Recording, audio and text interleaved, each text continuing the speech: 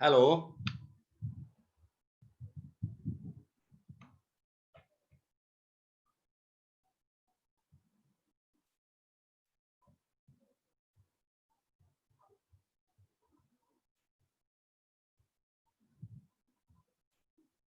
बेटा हमने जो टॉपिक किया था, जो रिवाइज जहां तक किया था वहां तक आपको समझ आ गया होगा।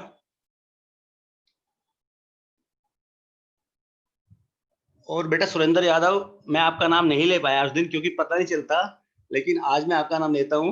वेरी गुड, एक्सीलेंट कि आपने सभी क्वेश्चंस के आंसर दिए।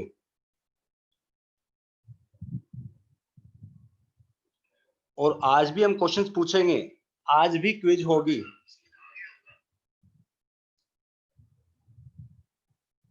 तो आज भी आप ऐसे ही आंसर देंगे।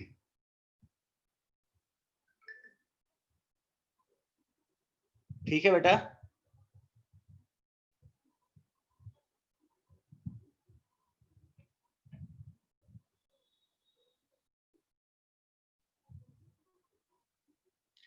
ये आपका शेड्यूल है, जो बच्चों का जनरली हर बार क्वेश्चन होता है कि शेड्यूल क्या है हमारा। शेड्यूल सब चीजें आपके एक्सप्रेशन अकाउंट में हैं।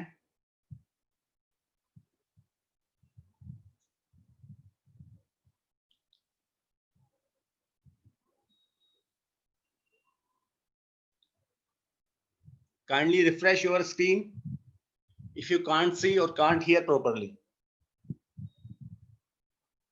ये रूटीन में आपको करते रहना है, जब भी आपको लगता है कि वॉइस नहीं आ रही और क्लियर नहीं है।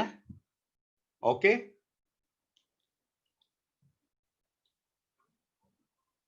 और चैट जो रिलेवेंट करें बेटा। और पहले मेरी रिक्वेस्ट है आपसे कि you take pen and copy and sit on chair properly.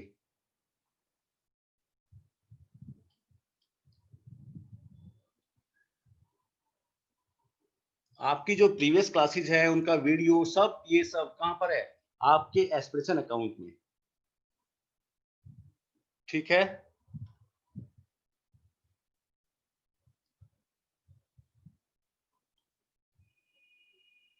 आपका होम असाइनमेंट, आपको कोई डाउट है, क्लास शेड्यूल, रिकॉर्डेड सेशंस, जितने भी सेशन हुए हैं अभी तक हमारे, क्योंकि काफी बच्चों का ये क्वेश्चन भी होता है कि सर अभी तक कितनी क्लास हुई हैं। तो बेटा जैसे लास्ट क्लास में भी बताया था हमने कि हमारे 3 unit, we have completed our 3 units of 6 marks each. That is, out of 40 marks, we have completed 3 units of 18 marks. जो हमारी 3 यूनिट है, बजट एंड इकोनॉमी, जो हम जिसका हम रिवीजन कर रहे हैं, रिवाइज कर रहे हैं, आज सेकंड क्लास है। मनी एंड बैंकिंग, वो भी 6 marks की थी, वो भी हम कर चुके हैं। And last unit balance of payment and foreign exchange, वो भी 6 नंबर की थी। ठीक है बेटा। तो आज रिमेनिंग पार्ट, जो हमारा पार्ट बचा हुआ है गवर्नमेंट बजट एंड इकोनॉमी का, वो हम कंप्लीट करेंगे।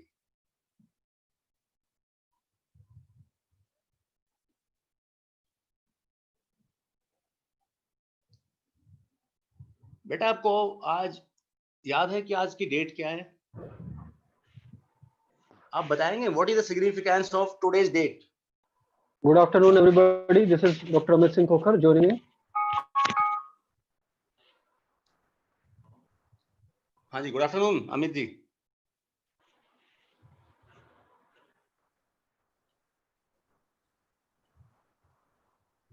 Sir, please proceed. तो बेटा can you write what is the significance of today's date in Indian history? अगर आपको कुछ याद हो तो, क्योंकि मेरी आपसे रिक्वेस्ट है कि जब भी आप पढ़ें तो डेट डालकर पढ़ें, क्योंकि उससे क्या होता है कि अगर हम अपने आप को एनालाइज करें कि हमने किस दिन कितनी पढ़ाई की, एक तो उससे ये आसान हो जाता है कि मैंने 13 मई को कितनी पढ़ाई की थी। और एक हमें उससे ये भी याद होता है कि उस डेट को क्या इवेंट था या क्या उसका सिग्निफिकेंस था।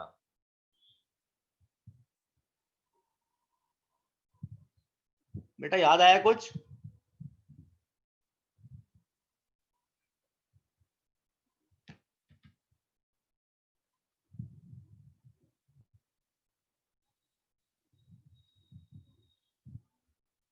अगर आप याद करें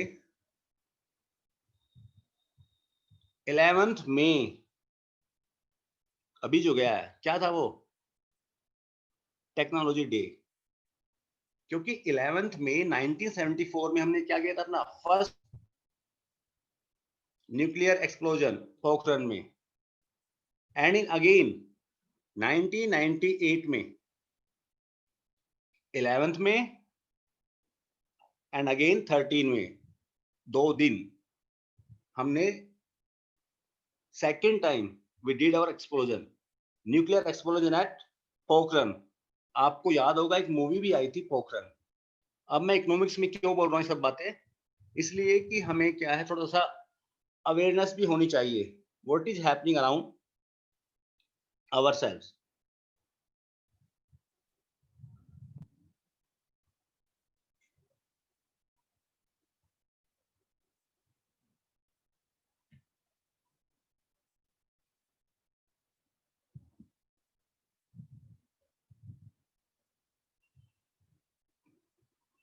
एक बेटा ये है कि जैसे हम सोचते हैं कि भाई हम एक्स्ट्रा एफर्ट, अगर कुछ अलग बनना है दुनिया में हमें, तो कैसे बनेंगे हम? आजकल क्या आ रहा है? महाभारत।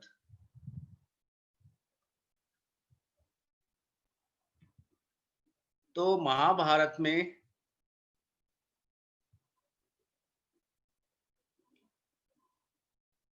एक अर्जुन है स्टूडेंट, और सब दूसरे स्टूडेंट भी हैं, जैसे अश्वत्थामा जो गुरुजी हैं, उनका खुद का बेटा है वो।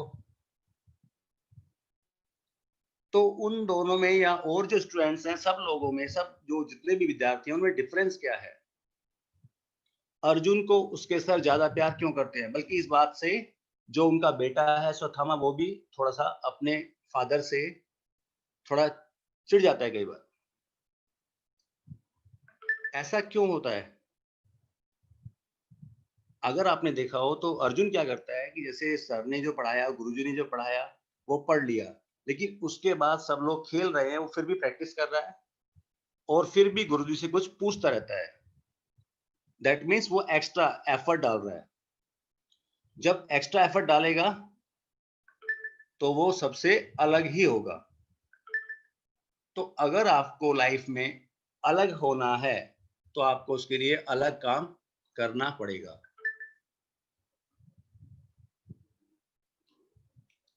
ठीक है? क्योंकि जो टीचर होते हैं वो पूरी क्लास में एक जैसा पढ़ाते हैं, लेकिन फिर भी बच्चे क्लास में डिफरेंट होते हैं और डिफरेंट ही उनकी अप्रोच होती है। तो सारा गेम जो है वो किसका है? अप्रोच का। And we are going through very difficult phase, very difficult time all over the world, but still we have to remain positive. During this difficult time we remain positive and use our time in constructive manner. हमें अपना time कैसे use करना है? Constructively, कुछ अच्छा करके। तो जैसा आपको पहले ही बताया था कि आप अपना टाइम मैनेजमेंट फॉलो करें, एक टाइम टेबल बनाएं एंड स्टिक टू दैट। और 5 साल के बाद आप क्या बनेंगे, आप उसके बारे में सोचें। और एक मैं आज नाम बोलता हूं आपसे, एक चंचल यादव हैं। चंचल यादव मैडम हैं जो एलजी की सेक्रेटरी हैं, स्पेशल अभी आईएएस बनी है ये।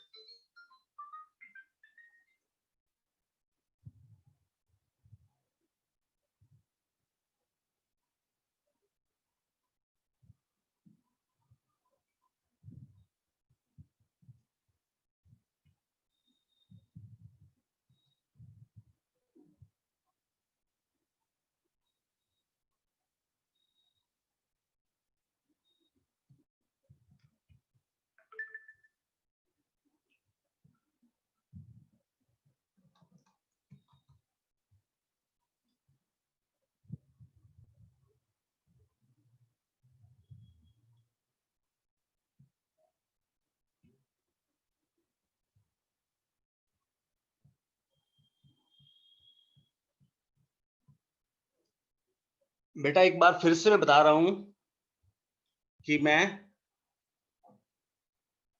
Ajay Kumar, lecture of economics from core academic unit,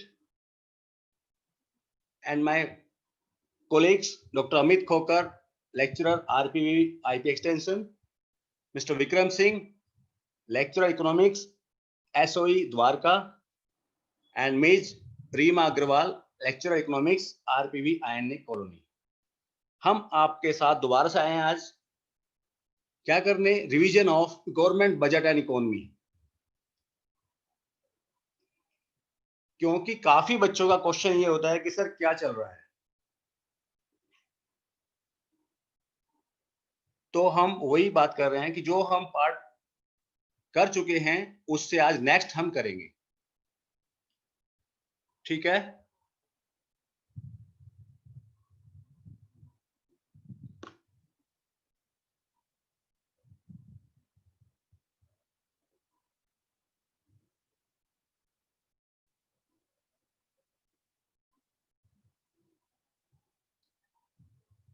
तो बेटा फर्स्ट है, हम स्टार्ट करते हैं कि जो बच्चों के डाउट्स है, बच्चों के डाउट है कुछ, क्या डाउट है बेटा? दीपक बच्चे ने बोला है, दीपक बेटा ने बोला है कि sir any change in syllabus 2020 to 21? No change बेटा, बेटा कोई चेंज नहीं है सिलेबस में, एज इट इज है। स्टार्ट करता है जो बच्चों के डाउट्स है, बच्चों के डाउट है कुछ, क्या डाउट है बेटा? तो बेटा सिलेबस में कोई चेंज नहीं है।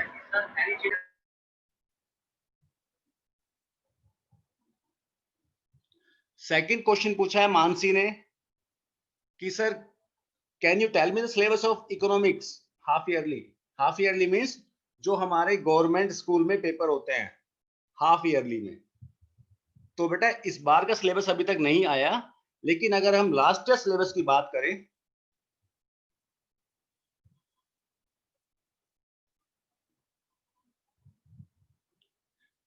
अभी आप देखेंगे कि डाउट, सबसे पहले हम क्या ले रहे हैं, डाउट, जो बच्चों के डाउट्स हैं।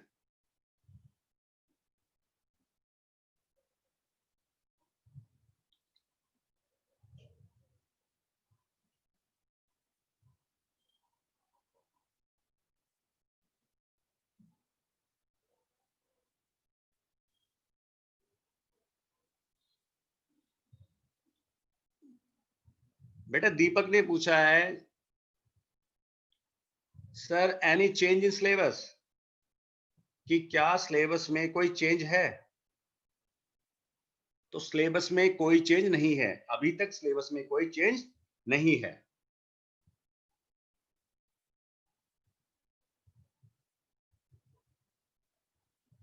पेपर डिजाइन में चेंज है, जो 20 मार्क्स के क्वेश्चन थे वो 1 मार्क्स के 20 आते थे, अब वो 16 आएंगे, वो चेंज है, वो बता चुके हैं हम फर्स्ट क्लास में।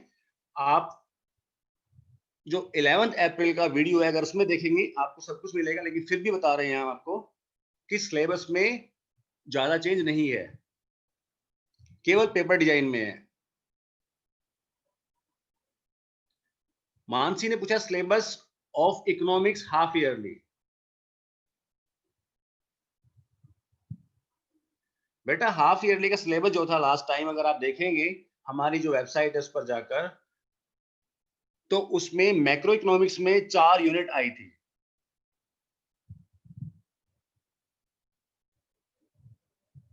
जो फर्स्ट टर्म बोले या हाफ ईयरली बोले, उसमें कितनी यूनिट्स आई थी मैक्रो इकोनॉमिक्स से?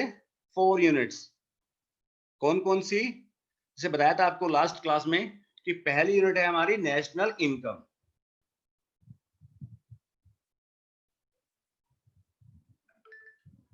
जो हमने अभी नहीं कराई है क्योंकि वो बड़ी यूनिट है, लंबी यूनिट है। जब सब बच्चे एस्पिरेशन अकाउंट में ऐड हो जाएंगे तब शुरू करेंगे। तो हमने 5 यूनिट में से 3 यूनिट कंप्लीट कर ली है। We have completed our 3 units out of 5 units. और फर्स्ट टाइम का जो सिलेबस था हमारा लास्ट ईयर का, क्या था उसमें?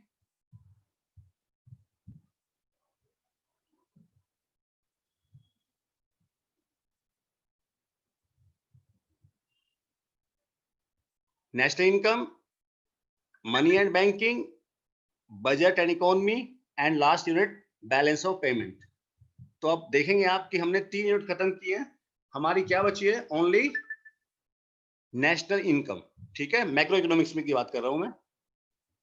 सेकंड बुक है हमारी इंडियन इकोनॉमिक डेवलपमेंट, उसमें से लास्ट ईयर जो हाफ ईयरली है, या हम बोल सकते हैं फर्स्ट टर्म में चैप्टर कितने आए थे? 5। 1 2 3 4 5 सीक्वेंस में जो चैप्टर है वो 5। हम ट्राई करेंगे कि इस क्लास के बाद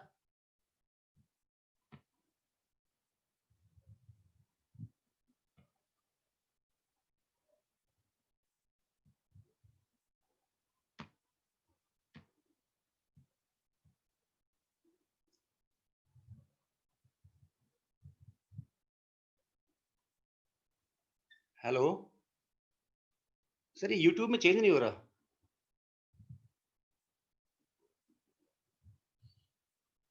हो जाएगा सर, हो जाएगा, आप करो, आप कंटिन्यू करिए। हाँ ठीक है।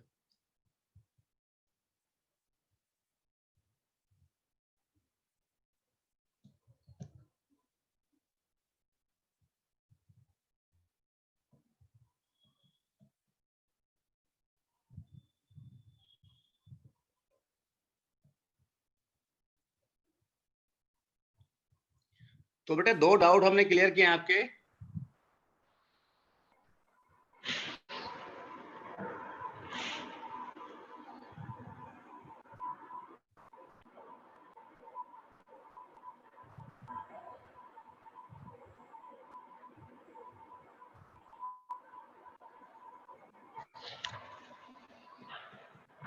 It's not moving.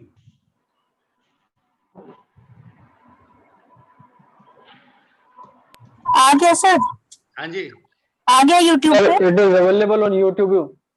Okay okay, लेकिन ये Please continue. एक्चुअली मूव नहीं हो रहा है यहाँ से ना मेरे से। सर हैंग तो नहीं हो गया कंप्यूटर आपका? हाँ वही लग रहा है। आप दोबारा एक बार स्क्रीन शेयर कर लें इसको, स्क्रीन शेयर रिमूव करके एक बार। ठीक है।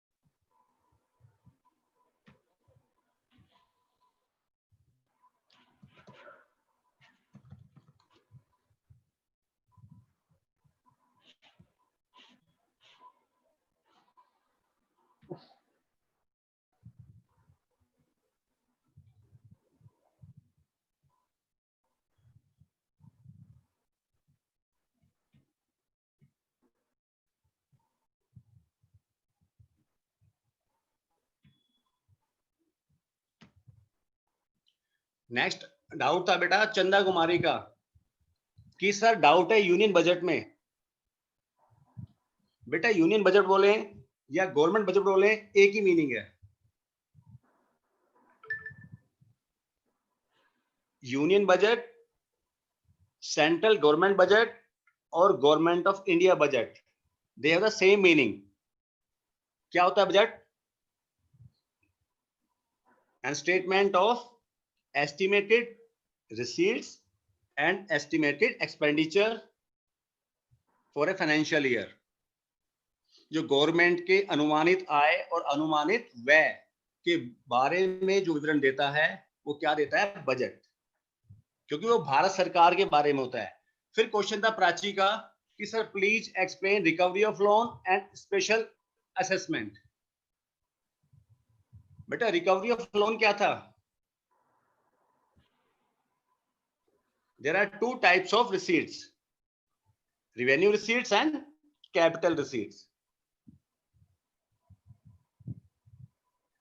Revenue receipts are those receipts which neither create liability of the government nor reduce assets of the government।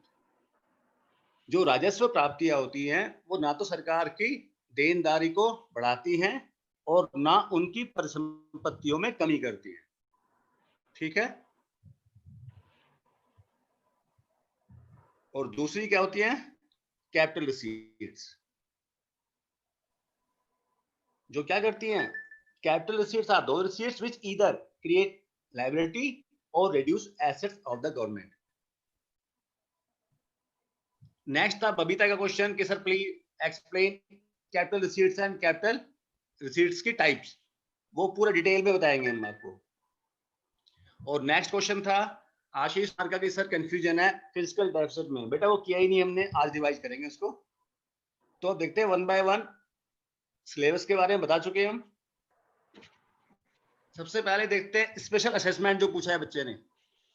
बेटा ये क्या है? It refers to the payment made by the owners of those properties whose value has been appreciated due to the developmental activities of the government। जो सरकार की developmental activities होती हैं, जो विकास की नीति होती हैं, उसके फलस्वरूप अगर किसी प्रॉपर्टी का रेट बढ़ जाता है, उसमें मूल्य वृद्धि हो जाती है, तो जो उसका मालिक है उसको कुछ पेमेंट देना होता है। किसको? सरकार को। फॉर एग्जाम्पल, अगर कंस्ट्रक्शन ऑफ रोड के बनने से उस प्रॉपर्टी की वैल्यू बढ़ जाती है तो क्या होगा? उसको एक डेवलपमेंटल फी के रूप में सरकार को देना होता है। तो आप ये बताइए कि क्या इससे सरकार की लायबिलिटी बढ़ी? नहीं बढ़ी, क्योंकि किसका पार्ट है? रिवेन्यू रिसीट्स का। और क्या इससे सरकार की जो एसेट्स है उसमें कमी आई? नहीं आई। ठीक है बेटा। विशेषांकन, स्पेशल असेसमेंट को क्या बोलते हैं? विशेषांकन। अब नेक्स्ट है जो बच्चे का डाउट था कि कैपिटल रिसीट्स सर बताइए एक बार दोबारा से। तो क्या होती है बेटा कैपिटल रिसीट्स?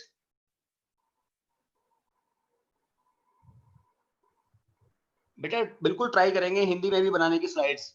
ठीक है, हम बोल बिल्कुल रहे हैं हिंदी में।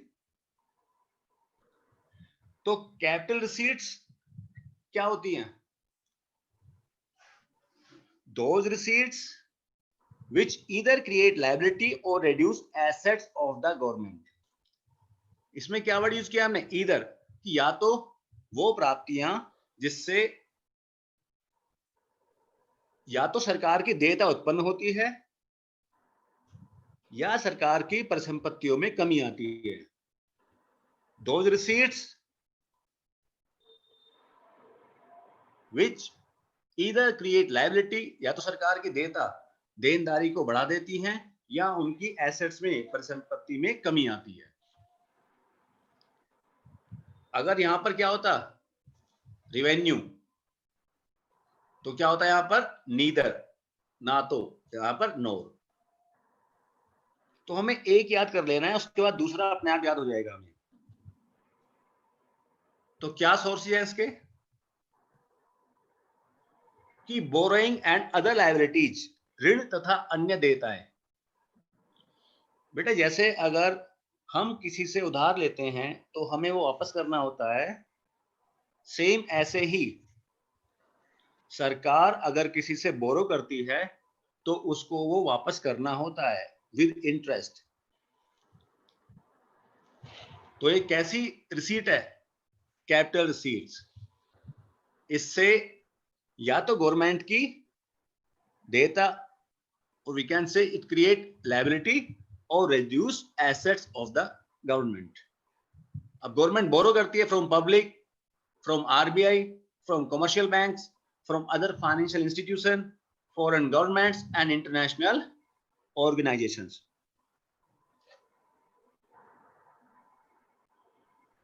ठीक है बेटा। तो कैसी रिसीट है? Capital receipts. सेकंड क्या है? रिकवरी ऑफ लोन, जो बच्चे ने पूछा है क्वेश्चन। रिकवरी ऑफ लोन से क्या होता है? गवर्नमेंट की एसेट्स में कमी आ जाती है। इससे क्या होता है? बोरो है, बोरोइंग क्या है? गवर्नमेंट की क्या बढ़ेगी इससे? लायबिलिटी। और इससे इट रिड्यूस गवर्नमेंट्स एसेट्स। किसमें कमी आ रही है? गवर्नमेंट की एसेट्स में। जो कमी आ रही है गवर्नमेंट की एसेट्स में, तो क्या है? Recovery of loan, capital receipts. Next क्या है? Other receipts. कुछ अन्य भी होती है, जैसे स्मॉल सेविंग्स होती है, जो पोस्ट ऑफिस सेविंग अकाउंट से हमारा, उस पैसे को गवर्नमेंट यूज करती है, एक तरह से गवर्नमेंट उधार लेती है, और हमें क्या मिलता है? रेट ऑफ इंटरेस्ट मिलता है उस पर। सेम ऐसे क्या होता है? नेशनल सेविंग सर्टिफिकेट, जो आपको बताया था लास्ट क्लास में, कि जैसे हमारा एफडी होता है, ऐसे ही एनएससी होती है, सर्टिफिकेट होते हैं, राष्ट्रीय बचत पत्र। उसके बदले में सरकार हमें क्या देती है? ब्याज, और वो पैसा सरकार यूज करती है। नेक्स्ट क्या है? डिसइन्वेस्टमेंट, विनिवेश। जब सरकार अपनी कंपनी के शेयर्स को बेचकर उससे जो पैसा प्राप्त करती है। Receipts from sale of shares in public sector undertakings. अगर इंडियन ऑयल कॉर्पोरेशन के 5% शेयर के बेचने से गवर्नमेंट के पास पैसा आता है, तो वो क्या है? Disinvestment. That means it is a source of capital receipts because it reduce assets of the government। कि अगर कोई व्यक्ति है, उसके पास एक फैक्ट्री है और उसे पैसा चाहिए अर्जेंसी से, तो उसने क्या किया? फैक्ट्री को बेच दिया, उसे पैसा तो मिल गया, बट वो क्या हुआ? किसमें कमी आई? उसकी एसेट्स में कमी आई। तो क्या है ये? Capital receipts. ठीक है बेटा, अब सभी के डाउट क्लियर हो गए होंगे।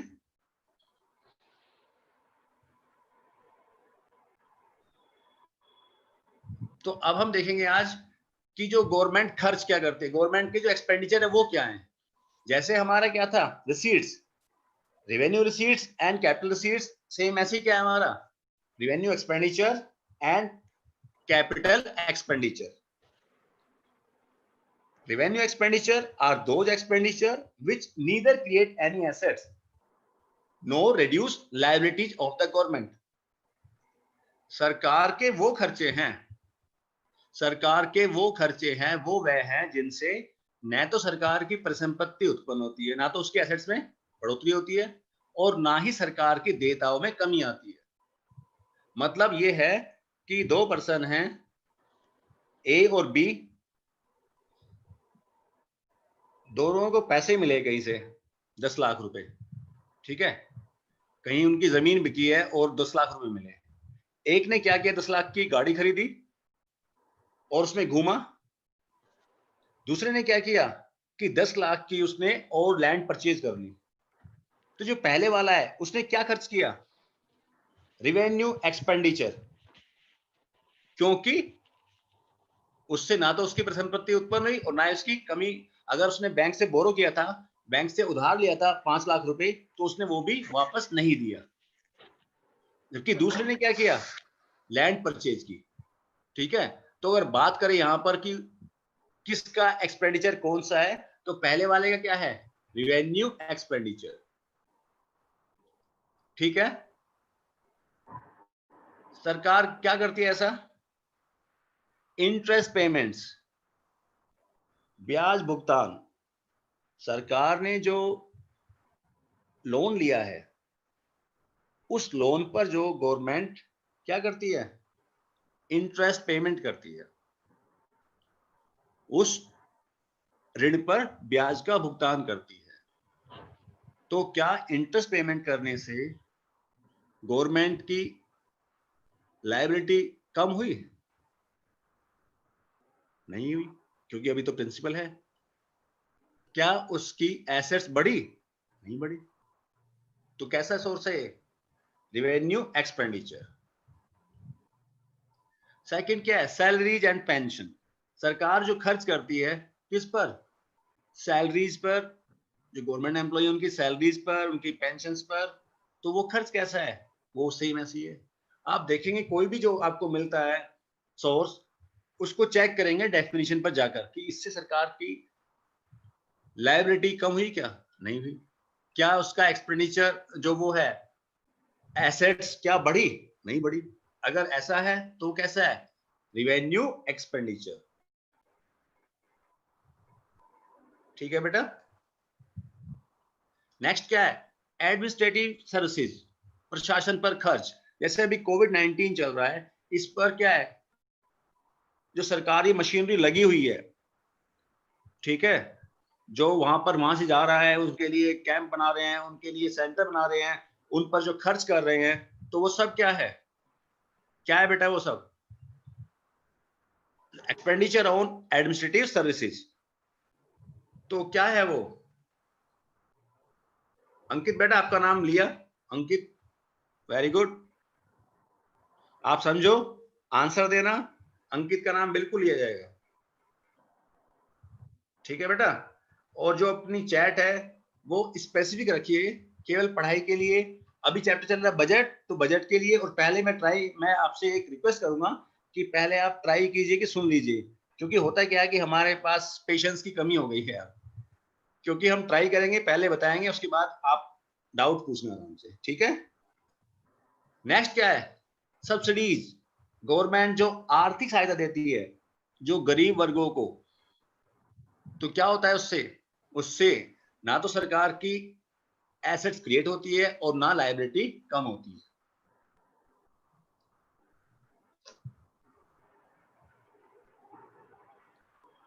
तो ये सारे कैसे एक्सपेंडिचर है? Revenue expenditure. बेटा मैं पढ़ा रहा हूं budget and economy, budget and economy.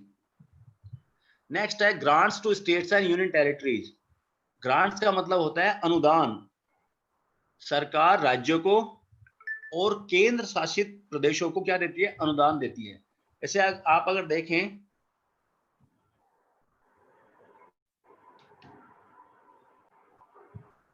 तो एक यूजीसी है,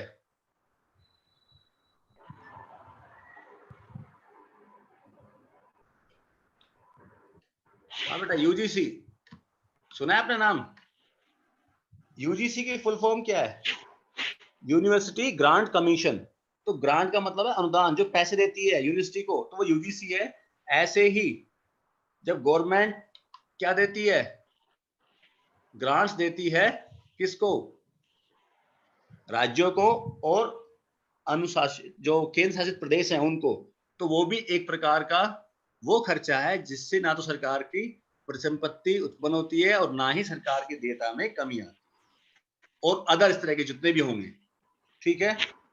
समझ आया आपको बेटा? अब नेक्स्ट अगर हम इसमें देखें, जैसे आपने देखा था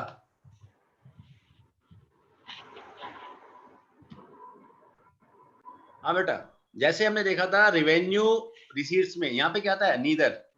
अगर हम इसका नीदर का एन खत्म कर दें और इसका नॉर का एन, क्या बन गया? Those expenditure which either create any assets or reduce liabilities of the government। ठीक है, तो क्या बन जाएगा ये? देखिए क्या बन जाएगा? Capital expenditure, those expenditure which either create any assets or reduce liabilities। वो खर्चा सरकार का जिससे या तो सरकार की संपत्ति उत्पन्न होती है।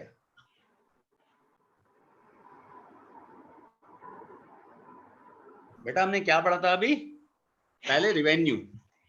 अगर आप देखें रिवेन्यू का नीदर किससे चेंज हो गया? इधर से, नॉर और। तो क्या बन गया? आप एक याद करें रिवेन्यू को और उसमें दिमाग लगाएं कि क्या बन गया अब ये? Capital. Capital expenditure are those expenditure which either create assets और reduce liability of the government. वो खर्चे सरकार के वे वह जिनसे या तो सरकार की परिसंपत्ति उत्पन्न होती है और या सरकार की देयताओं में कमी आती है। अगर ऐसा कोई खर्चा है, ऐसा कोई एक्सपेंडिचर है, तो वो क्या होगा? Capital expenditure.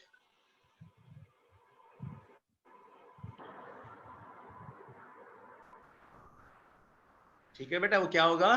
पूंजीगत व्यय। सबसे पहला क्या है? Acquisition of land, building, machinery and equipment. अगर सरकार भूमि, इमारतें, मशीनरी और इक्विपमेंट इनको खरीदती है, एक्वायर करती है, इन पर खर्च करती है। अगर सरकार इन पे खर्च करती है, किस पर? On acquisition of land, buildings, machinery and equipment. So these are the sources of capital expenditure.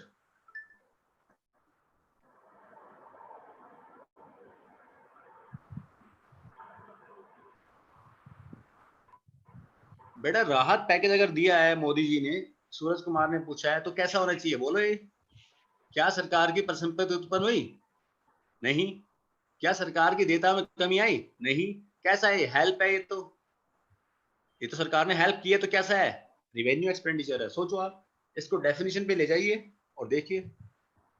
Next क्या है? इन्वेस्टमेंट इन शेयर्स। अगर सरकार इन्वेस्टमेंट करती है शेयर्स में, तो उससे क्या हो रहा है? गवर्नमेंट की एसेट्स बढ़ रही है। पहले से भी क्या बढ़ रहा है? गवर्नमेंट की एसेट्स।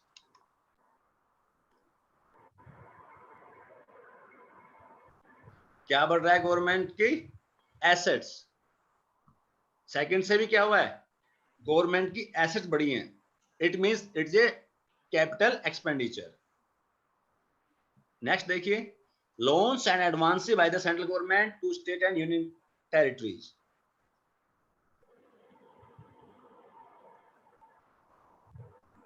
आप अगर देखेंगे कि अभी हमने पहली स्लाइड में यूज किया था यहां पर ग्रांट्स। जब ग्रांट लिखा तो क्या था वो?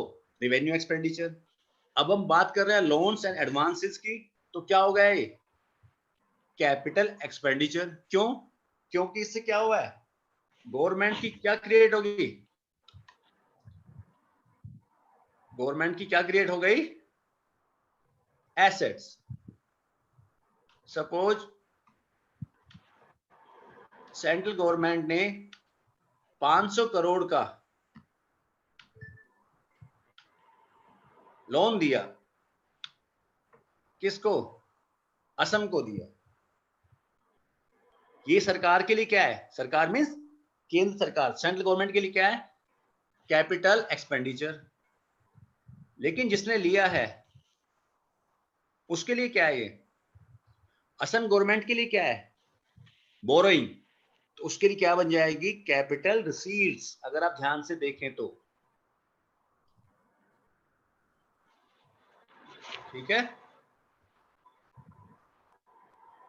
अगर हम देते हैं ग्रांट्स, तो ग्रांट्स को हम क्या करते हैं? वापस नहीं लेते। इसलिए वो कैसी होती है? ग्रांट्स क्या है? Revenue expenditure. And loan and advances क्या है? Capital expenditure. क्योंकि गवर्नमेंट की इससे क्या क्रिएट हुई है?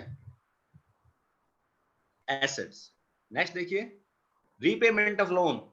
अब गवर्नमेंट ने अगर लोन लिया, गवर्नमेंट मींस हम बात जब कर रहे हैं यहां पर भारत सरकार की,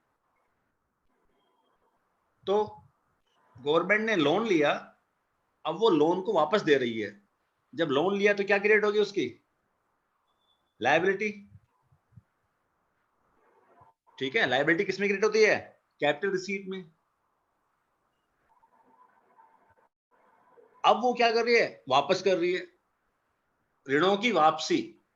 बेटा दो वर्ड है, रिकवरी ऑफ लोन वो कैपिटल रिसीट्स है, ये है repayment of loan, because it reduce assets of the, it reduce liability of the government. क्योंकि इससे क्या हो रहा है? गवर्नमेंट की लायबिलिटी कम हो रही है। यहां पे क्या लिखा हुआ है कि या तो एसेट्स क्रिएट करें। फर्स्ट ने भी क्या की? एसेट्स। सेकंड ने भी क्या की? एसेट्स। थर्ड ने भी एसेट्स और रिड्यूस लायबिलिटीज। इससे क्या हो रहा है? रीपेमेंट ऑफ लोन से सरकार ने रीपे कर दिया, जो अपना उधार लिया था वापस कर दिया। तो ये क्या है? Capital expenditure. क्या है ये? पूंजीगत व्यय। Expenditure on construction of schools, buildings, flyovers, highways, bullet train, hospital, जो भी कुछ है जो सरकार खर्च करती है स्कूलों के बनाने पर, बिल्डिंग्स के ऊपर, फ्लाईओवर के बनाने पर, हाईवेज के, बुलेट ट्रेन जैसे बन रही है अहमदाबाद से मुंबई के बीच, तो ये सब क्या हैं, कैसे खर्चे हैं? Capital expenditure. क्यों?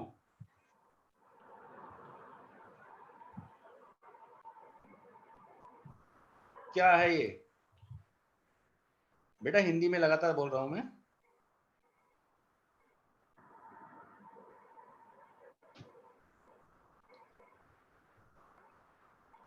बेटा लोन एंड एडवांस का मतलब है जो सरकार ने उधार दिया राज्य सरकारों को, तो उससे क्या हुआ, सरकार की परिसंपत्ति बढ़ गई, उत्पन्न हो गई, तो कैसा खर्चा है? Capital expenditure. उत्कर्ष गंगवार ने पूछा है, तो बेटा वो क्या है? कैपिटल एक्सपेंडिचर, क्योंकि इससे क्या हुआ है? गवर्नमेंट की एसेट्स क्रिएट हुई है। फोर्थ क्या है? Repayment loan. इससे गवर्नमेंट की लायबिलिटी कम हुई है ना, हमने किससे उधार लिया, तो हमारी क्या क्रिएट होगी? लायबिलिटी। और अगर हम उस उधार को वापस दे दें तो क्या कम हो जाएगी हमारी?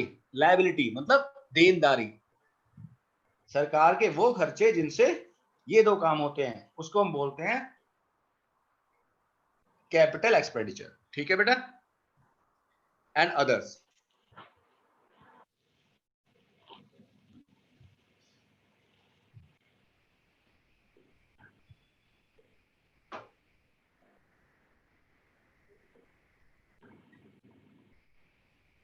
काइंडली वीडियो बंद कीजिए।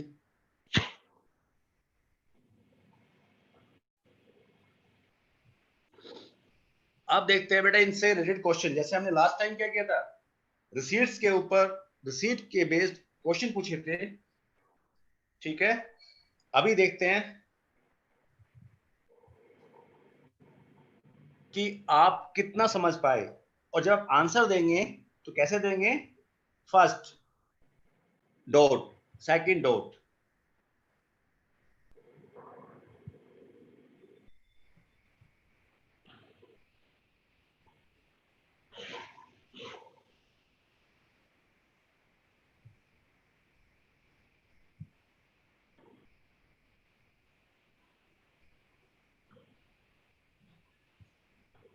बेटा आपकी स्क्रीन पे categorise following as revenue expenditure and capital expenditure. Revenue क्यों लिखा हमने रेड से? क्योंकि ये क्या होता है, गवर्नमेंट के जो डेली जो वैसे खर्चे होते हैं कि जो फिजूल खर्चे होते हैं, एक तरह से ना सरकार की एसेट्स क्रिएट हो रही है और ना लायबिलिटी कम हो रही है। जैसे कोई व्यक्ति है, वो क्या कर रहा है, पैसे खर्च कर रहा है, लेकिन ना तो उसकी जो उसने उधार लिया वापस कर रहा है उनको, और ना ही वो कुछ एसेट्स को क्रिएट कर रहा है, कोई चीज खरीद रहा है अपने काम के लिए, अपनी प्रॉपर्टी को बढ़ा रहा है। क्या कर रहा है वो? बर्थडे पे खर्च कर रहा है, मूवी पे खर्च कर रहा है, एक्सपेंडिचर कर रहा है, कोई इन्वेस्टमेंट नहीं कर रहा वो। ठीक है बेटा, ये मतलब है इसका। फर्स्ट क्वेश्चन है, interest payments on the debt incurred by the government. जो गवर्नमेंट उधार लेती है, जो उसके ऊपर वो ब्याज देती है, जो गवर्नमेंट ने उधार लिया। बेटा हिंदी में भी बिल्कुल मिलेंगे आपको, नेक्स्ट टाइम से स्लाइड में लिखेंगे। Slide kindly mute your video audio. Sir audio.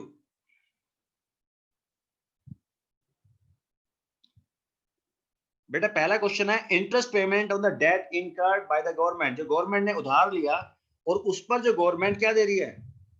ब्याज दे रही है। तो कैसा एक्सपेंडिचर है? रिवेन्यू और कैपिटल। रिवेन्यू कौन सा होता है? जिससे ना सरकार की लायबिलिटी कम होती है, ना गवर्नमेंट की एसेट्स बढ़ती है। और कैपिटल क्या होता है? जिससे या तो गवर्नमेंट की एसेट्स बढ़े या उसकी लायबिलिटी कम हो। Very good. रिवेन्यू। अभय प्रताप, बेबी जायसवाल, चंदा कुमारी, हाँ बेटा वंदना, पंकज चौहान। बेटा चेक करो जरा, चेक करो जरा अपना आंसर, अपनी डेफिनेशन पे जाइए, अपना चेक कीजिए कि कैपिटल क्यों बोल रहे हो आप। चेक करो जरा एक बार। अजय सर, हाँ जी। ये कशिश वार्ष ने, श्वेता, आयुषी दुबे, ये हाँ हमारी जी। टीम से हैं। नहीं टीम से कोई नहीं है सर। तो पहले ये हमारे जूम पैनल में कैसे ऐड हुए हैं ये? नहीं हमारे तो हम 4 ही लोग हैं बस। आप देखिए एक बार, पैनलिस्ट देखिए एक बार।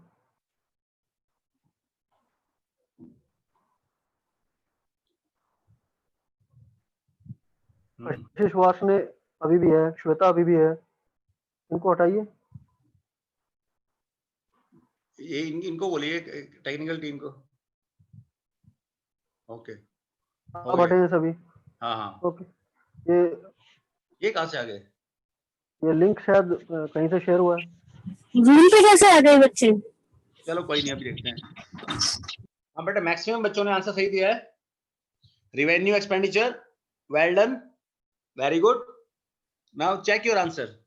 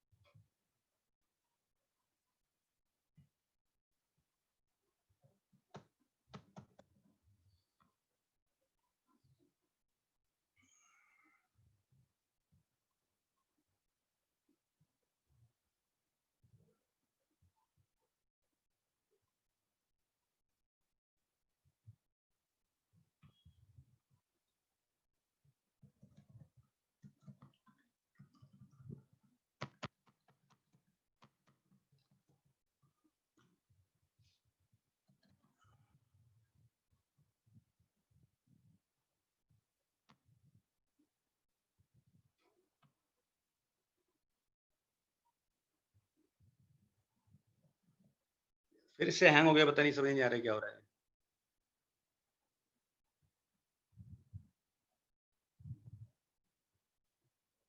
Hello Ajay sir, do you want me to share the screen?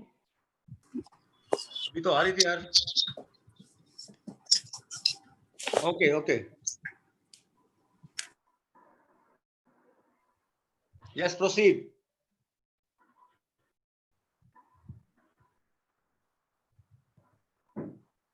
Hello. हम्म, हाँ, मैं शेयर करूं सर? एक बस लास्ट देखता हूँ करके। ओके, ट्राई कीजिए।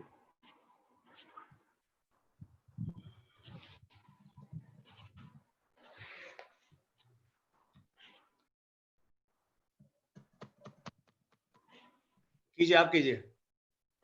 ओके,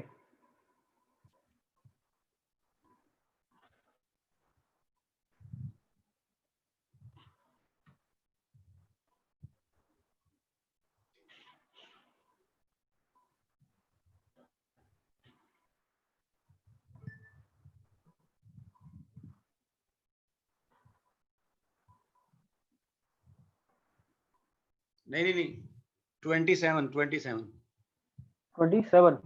और पहले, और पहले। 27। Okay sir.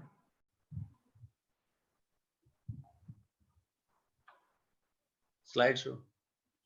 या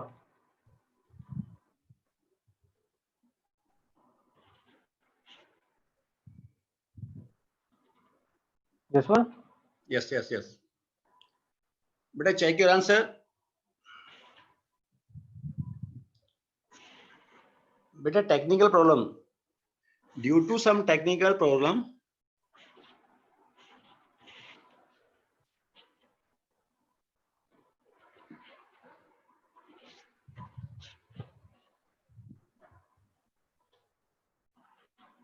फर्स्ट क्वेश्चन का आंसर मैक्सिमम बच्चों सही दिया है। अब सेकंड क्वेश्चन देखिए। Expenditure on construction of hospital, hospital के निर्माण पर किया गया व्यय, अस्पताल के निर्माण पर किया गया व्यय।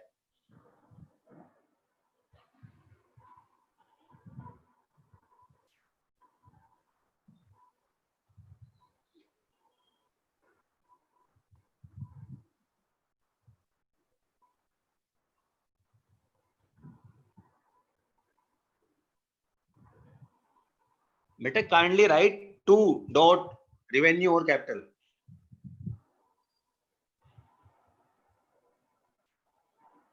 Very good. Capital capital, Neha Arora, Mansi, Esha, too fast. Now check your answer whether it is revenue or capital. Yes, it's capital expenditure. Why? As it create assets of the government, क्योंकि ये सरकार की परिसंपत्ति का निर्माण करती है, इसलिए क्या है गवर्नमेंट, क्या है ये कैपिटल एक्सपेंडिचर। क्यों? Because it create assets of the government. Well done बेटा, वेल डन। मैक्सिमम बच्चे सही आंसर दे रहे हैं, more than 99%। Now third question, repayment of loan by the government.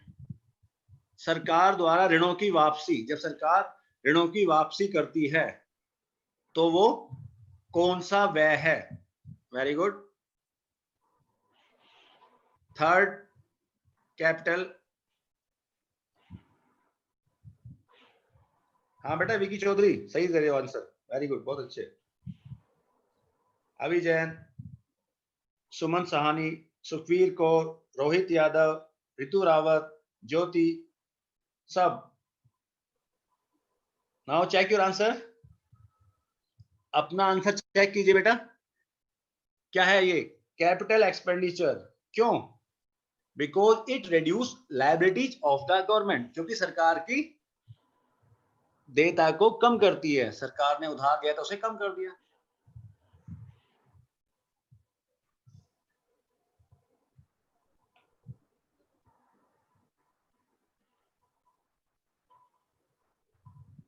Very good, बड़े अच्छे।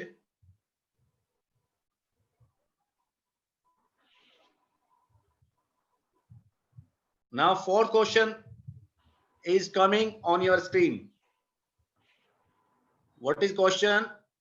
Grants given to states by the government.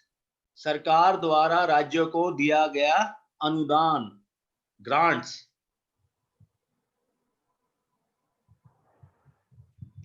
Very fast. You are giving answer very fast. Very good. Revenue, revenue, revenue. Check कीजिए बेटा अपना answer. Yes, it is revenue expenditure. Why? As it neither create assets nor reduce liabilities of the government. क्योंकि ये ना तो सरकार की assets को क्रिएट करते हैं और ना ही सरकार की जो लायबिलिटी है उसको कम करते हैं। तो आया समझ बेटा? ऐसा क्वेश्चन आता है बोर्ड में, जो पहले किया हमने वो भी और अब। Now check your answer. आपकी स्क्रीन पर आंसर आ गया है, चेक कर लीजिए। Now there is fifth question.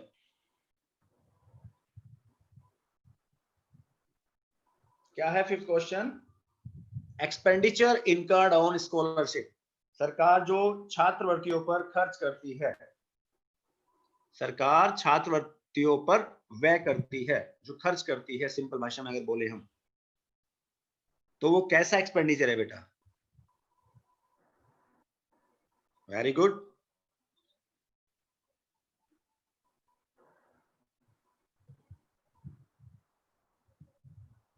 Suruchi, Munesh Agarwal, Jatin Bhatt, Abhijeet, Surendra Yadav, R K साहब, सभी का सही है बेटा, सभी का सही है।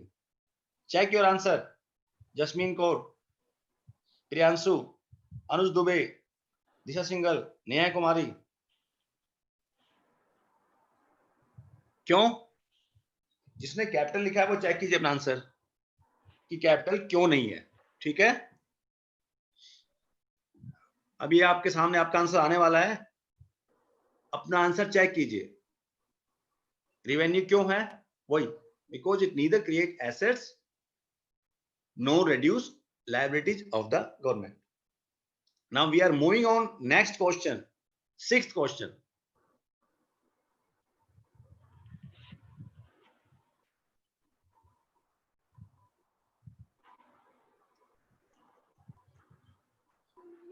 Loans and advances by the central government to Puducherry. Puducherry क्या है हमारा? एक यूटी है, यूनियन टेरिटरी।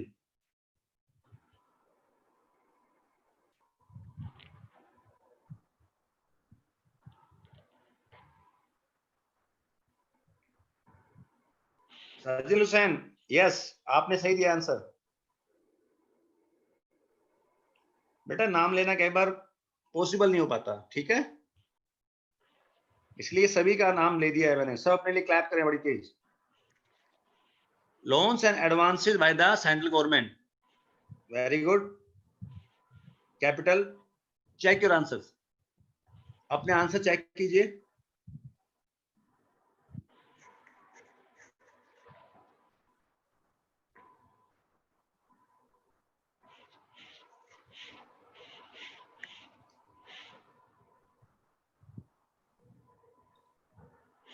नेक्स्ट क्वेश्चन अभी आपके सामने आने वाला है, 7th क्वेश्चन।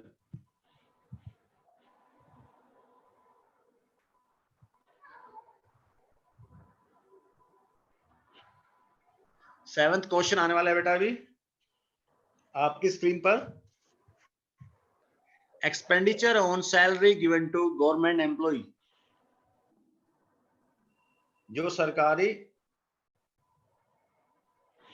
कर्मचारी है उनको जो सरकार क्या देती है, सैलरी, उस पर जो खर्च करती है वो क्या है? Very good. Mansi, Megha, Megha check करो बेटा आंसर अपना। प्रियंका कुमारी, खुर्शीद आलम, ठीक है, चेक कीजिए अपना answer. Majority, majority 99%, very good, good going बेटा। All are saying revenue expenditure. Why? We just read because it neither create assets nor reduce liability of the government. Check कीजिए अपना आंसर 7th क्वेश्चन का। Revenue आया, ठीक। अब है आपके सामने 8th question, expenditure on subsidies. Expenditure on subsidies, आर्थिक सहायता पर सरकार द्वारा किया गया व्यय, आर्थिक सहायता पर सरकार द्वारा किया गया खर्च।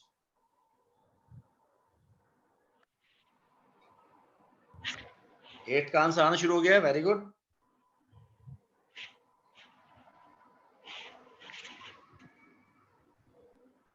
Now check your answer. Revenue expenditure at neither create assets no reduce liability. हम देख रहे हैं कि जब हम देते हैं आंसर रेवेन्यू तो हम पूरी डेफिनेशन देते हैं, लेकिन जब बात करते हैं कैपिटल की जो स्पेसिफिक है, जैसे लोन एंड एडवांस में क्या हो रहा है, इट क्रिएट एसेट्स, तो हम वही चीज लिखेंगे बेटा जो स्पेसिफिक होता है। अगर रेवेन्यू है तो रेवेन्यू में हम क्या लिखते हैं, पूरी डेफिनेशन, ठीक है। ये तरीका होता है आंसर देने का अगर वो रीजन पूछते हैं। Now, 9th question is coming on your screen.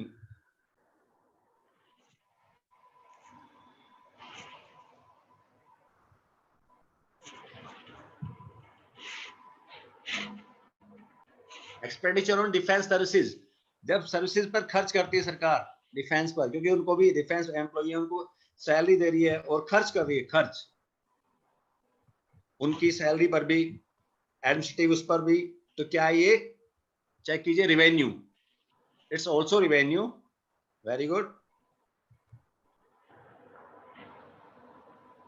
क्योंकि बात कर रहे हैं सर्विसेज पर, सेवाओं पर, डिफेंस सर्विसेज।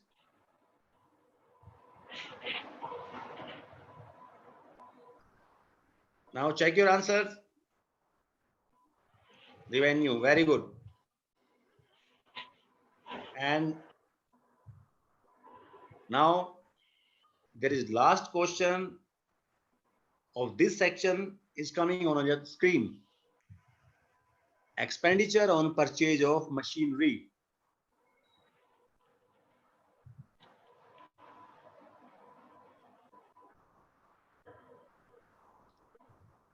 मशीनरी का परचेज पर किया गया व्यय, मशीनरी की खरीद पर किया गया व्यय।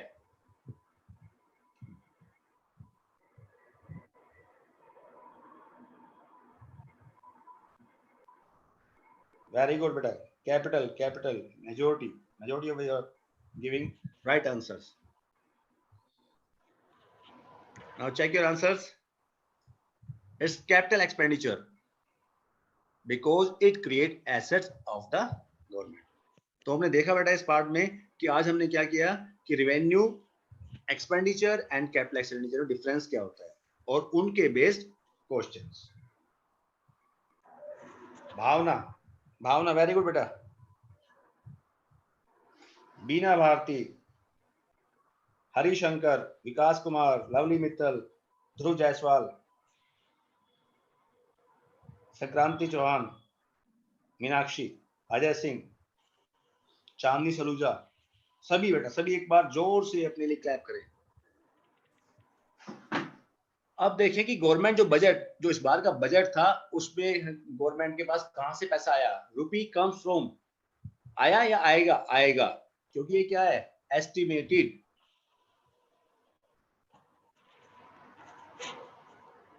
ये क्या है, टैक्स, टैक्स, टैक्स, जीएसटी, ये भी टैक्स, कस्टम ड्यूटी। तो ये क्या है सब, रिवेन्यू रिसीट्स। अगर यहां से यहां तक देखें हम तो क्या है, रिवेन्यू रिसीट्स। ये क्या है, नॉन टैक्स रिवेन्यू। और ये क्या है, कैपिटल रिसीट्स। जो दो पार्ट है, ये क्या है, कैपिटल रिसीट्स।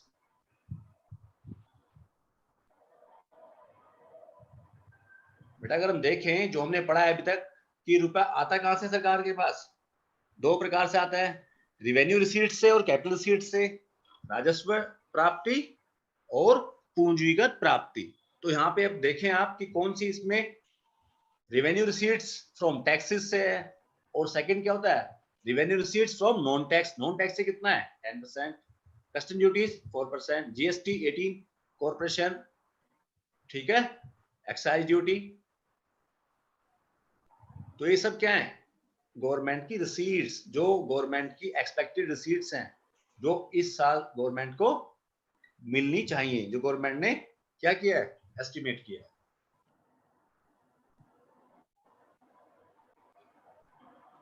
बेटा एक बच्चे ने मुझे चैप्टर के पार्ट्स कितने, 3 पार्ट्स में डिवाइड है, हम 2 पार्ट्स खत्म कर चुके हैं। अब इसके बाद एक पार्ट बचा है डेफिसिट्स का, घाटे का, वो करेंगे।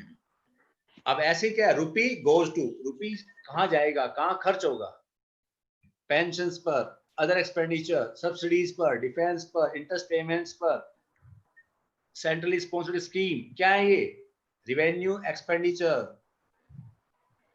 ठीक है। अदर एक्सपेंडिचर क्या है, कैपिटल एक्सपेंडिचर। तो आप देखेंगे कि मेजोरिटी जो हमारा खर्चा है सरकार का, वो किस पर हो रहा है, रिवेन्यू एक्सपेंडिचर पर। रंजीत कुमार बेटा आपका नाम भी ले दिया, ठीक है।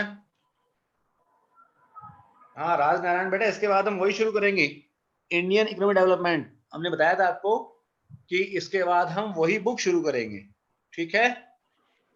तो आज आप जाकर सब सर्च करेंगे गवर्नमेंट बजट, और इसके बारे में अच्छे से पढ़ेंगे कि जो हमने पढ़ा है वो ऐसा होता है एक्चुअल में या वैसे ही, ठीक है। अब देखिए नेक्स्ट,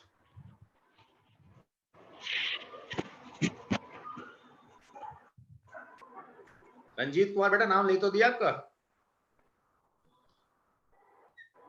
ठीक है। अब देखिए नेक्स्ट, अब नेक्स्ट पार्ट शुरू करते हैं हम, इस चैप्टर का last part, measures of government deficits. सरकार के घाटे को कैसे मापते हैं। When a government spends more than it collects by way of revenue, it incurs deficit. सरकार को घाटा कब होता है, जब क्या बोलते हैं हम भाषा में कि आमदनी अठन्नी खर्चा रुपया, मतलब खर्च ज्यादा होता है और हमारी जो प्राप्ति है, रिसीट्स है, वो कम होती हैं।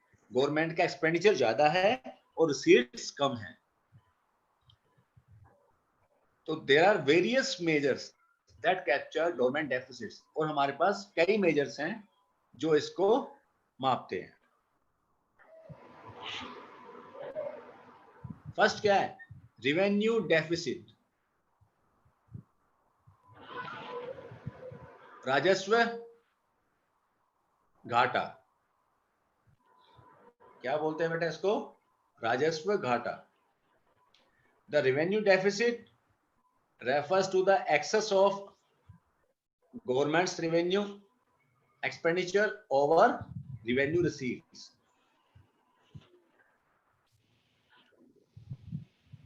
जब रेवेन्यू एक्सपेंडिचर में से अगर माइनस करें रेवेन्यू रिसीट, तो जो आएगा वो क्या है? घाटा। क्योंकि यहाँ पर क्या है, सरकार का राजस्व व्यय जो खर्च है वो ज्यादा है और जो प्राप्तियां हैं वो कम हैं।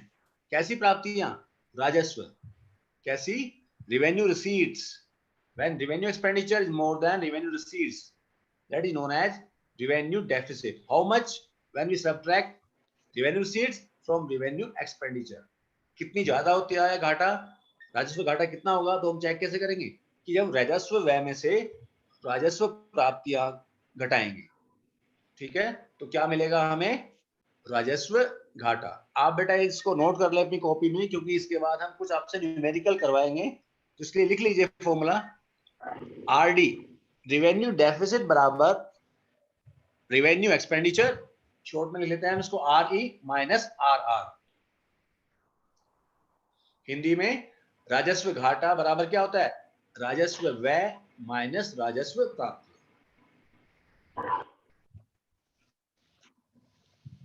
कृति सिंह बेटा बिल्कुल सबका नाम लेंगे, आप सब कीजिए क्वेश्चन।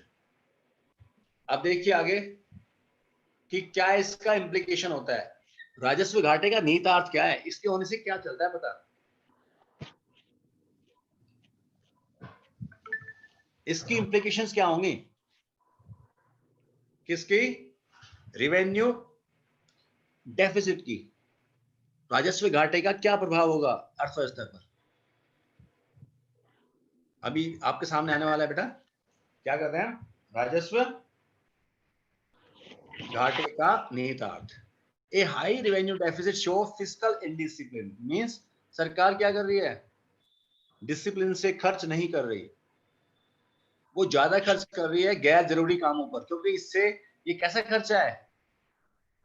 जिससे ना तो गवर्नमेंट की एसेट्स क्रिएट हो रही हैं और ना उसकी लायबिलिटी कम हो रही है। जैसे बताया था ना कि कोई व्यक्ति खर्च करता है शादी पर, बर्थडे पार्टी पर, कार पर, घूमने पर, इन सब पे, और वो अपना ना तो वापस देता है लोन और ना ही वो कुछ प्रॉपर्टी को बढ़ाता है एक सिंपल ह्यूमन बीइंग के लिए। ऐसी क्या है गवर्नमेंट के लिए?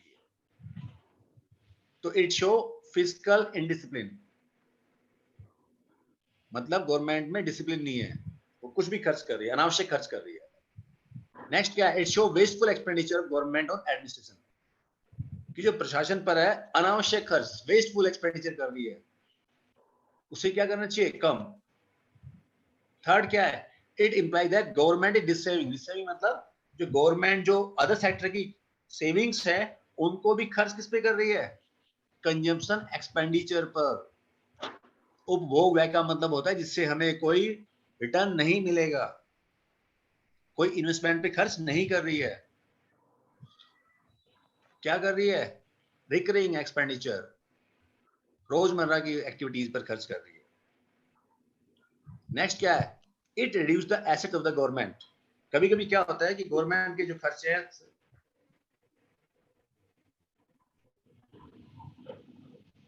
हाँ बेटा ग्राफ से रिलेटेड क्वेश्चन इसमें नहीं है, इस यूनिट में कोई क्वेश्चन नहीं है ग्राफ से।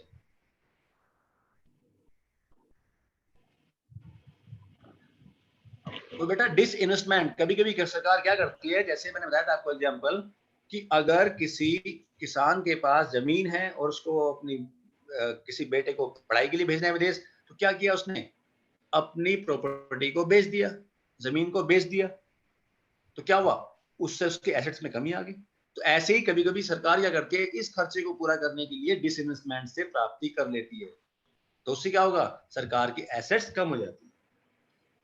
तो high revenue deficits give a warning signal to the government to either curtail its expenditure और इंक्रीज इट्स रेवेन्यू। अगर आप देखें कि जब ये पेंडेमिक अब चल रही है हमारी कंट्री में, कोविड-19, तो सरकार ने क्या किया है? हाँ बेटा, सरकार ने क्या किया है कि अपने जो खर्चे हैं उसमें कमी शुरू कर दी है। जो गवर्नमेंट एम्प्लॉइज हैं उनके कुछ जो वो हैं अलाउंसेस वो फ्रीज कर दिए हैं, क्योंकि उससे क्या होगा? गवर्नमेंट के एक्सपेंडिचर में कमी, क्योंकि रेवेन्यू बढ़ाना मुश्किल है इस टाइम पर। टैक्स को बढ़ा नहीं सकती सरकार, तो इसलिए क्या कर सकती है, curtail its expenditure to somewhat, कुछ कुछ कर सकती है, वो भी ज्यादा नहीं कर सकती, लेकिन जो भी पॉसिबल है गैर जरूरी खर्चों को कम, जो सरकार ने अभी की है कि जो गवर्नमेंट एम्प्लॉइज हैं या और कुछ घूमने जाना था, कोई कुछ नहीं है, वो सब खर्चों पर रोक लगा दी। ठीक है, अब नेक्स्ट देखते हैं, नेक्स्ट क्या है, फिस्कल डेफिसिट। जो ज्यादातर बच्चे परेशान रहते हैं कि भाई फिस्कल डेफिसिट क्या है, और सरकार और अखबार में भी आता रहता है कि फिस्कल डेफिसिट। अगर आपने परसों का अखबार पढ़ा हो तो उसमें क्या है कि गवर्नमेंट की जो बोरोइंग है, गवर्नमेंट का फिस्कल डेफिसिट बढ़ गया है, किसकी वजह से, पेंडेमिक की वजह से। होता क्या है फिस्कल डेफिसिट बेटा, fiscal deficit is the difference between the governments total expenditure, जो गवर्नमेंट का कुल व्यय है उसमें से अगर हम उसकी कुल प्राप्ति घटा दें, लेकिन क्या हटाकर, एक्सक्लूडिंग बोरोइंग, बोरोइंग को छोड़कर, उसकी अगर हम सिंपल उसमें देखें क्या है fiscal deficit, total expenditure. Total expenditure क्या होता है गवर्नमेंट का, revenue expenditure and capital expenditure, उसमें से माइनस क्या किया हमने,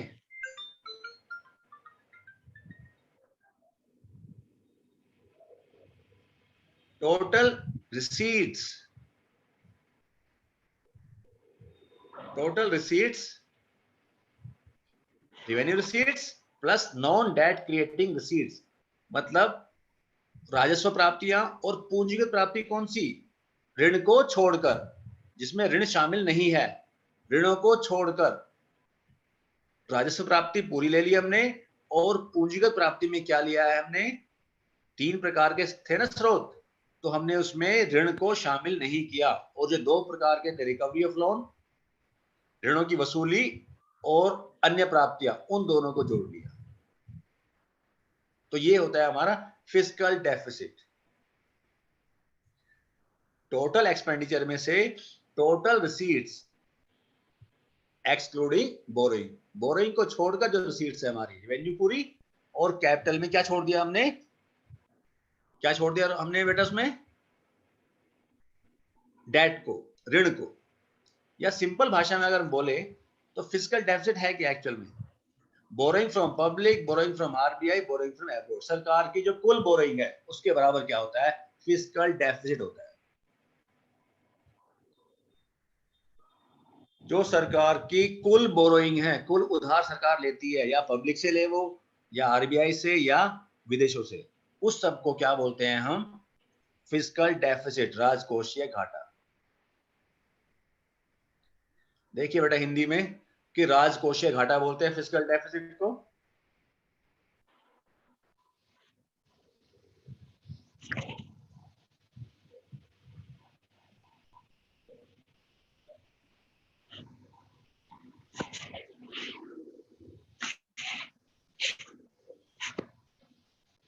क्या है बेटा कि कुल व्यय से उधार छोड़कर, कुल प्राप्तियों के अंतर से उधार छोड़कर कुल व्यय, राजस्व व्यय प्लस पूंजीगत व्यय माइनस कुल प्राप्तियां, राजस्व प्राप्तियां, और ऋण छोड़कर पूंजीगत प्राप्तियां, या जनता से ऋण उधार, आरबीआई से ऋण, विदेशों से ऋण, जो कुल ऋण लेती है सरकार उसको क्या बोलते हैं, राजकोषीय घाटा। अगर आपको क्वेश्चन में किसी ने कुछ ना दिया हो और क्या दिया हो वहां पर, उधार, तो क्या होगा, राजकोषीय घाटा, जो कुल उधार दे रखी है उसके बराबर आएगा हमेशा। ठीक है, अब नेक्स्ट इसके इंप्लीकेशंस क्या हैं,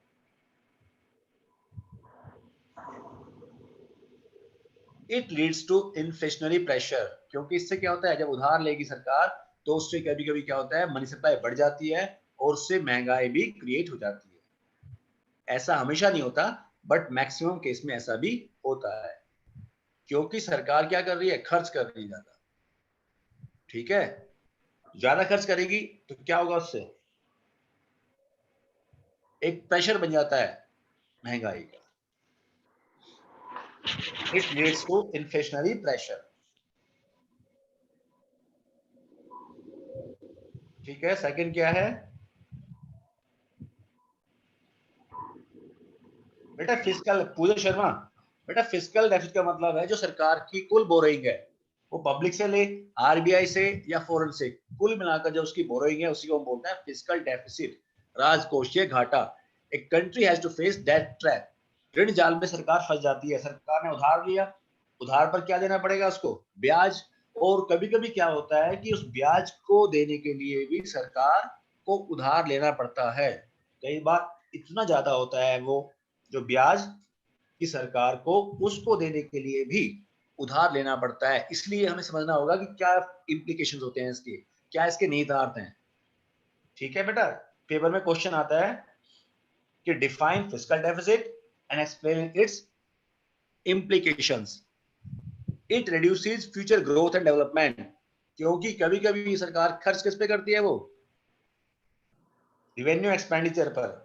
अब आप देखेंगे बेटा इस बार जो चल रही है हालत, अभी सरकार का रिवेन्यू कम हो गया है क्योंकि खर्च ज्यादा कर रही है, तो इससे जो ग्रोथ और डेवलपमेंट के काम थे, फ्लाईओवर बनने थे या और काम थे, उस पर भी फर्क पड़ेगा घाटे से। क्योंकि सरकार जो खर्च अभी उधार ले रही है, सरकार का जो फिस्कल डेफिसिट है अभी बढ़ गया है। सरकार का जो अनुमानित कितना था? 7.8 लाख करोड़। आप जरा देखना बेटा, परसों की न्यूज थी अखबार में, टाइम्स ऑफ इंडिया में, और अभी सरकार कितना ले रही है? 12 लाख करोड़। कितना ले रही है? 12 लाख करोड़ उधार करेगी इस बार। और जो टारगेट था शुरू में, एक्सपेक्टेड कितना था बोरोइंग? 7.8 लाख करोड़। अमित सर लिख दीजिए, 7.8 लाख करोड़ एक्सपेक्टेड वो था बोरोइंग करेगी गवर्नमेंट। अब 55% मोर देन बढ़ गया है। 7.8 लाख करोड़ से बढ़कर कितना हो गया? 12 लाख करोड़, 12 लाख करोड़। ठीक है बेटा, तो ये क्योंकि पेंडेमिक की वजह से बहुत सारे ऐसे होते हैं, अनसर्टेनिटी होती है, पता नहीं तो गवर्नमेंट को। So it increase liability of the government. अगर गवर्नमेंट ने उधार दिया तो उसको वापस करना पड़ेगा, तो इसकी लायबिलिटी को बढ़ाती है। It increase foreign dependence. अगर हमने फॉरेन से उधार लिया है तो फिर हम उनके ऊपर भी कुछ हद तक डिपेंड हो जाते हैं, और वो हमारी पॉलिसीज में भी कभी कभी इंटरफेयर करते हैं। So these are the implications of fiscal deficits. You should know each and every implications. Next,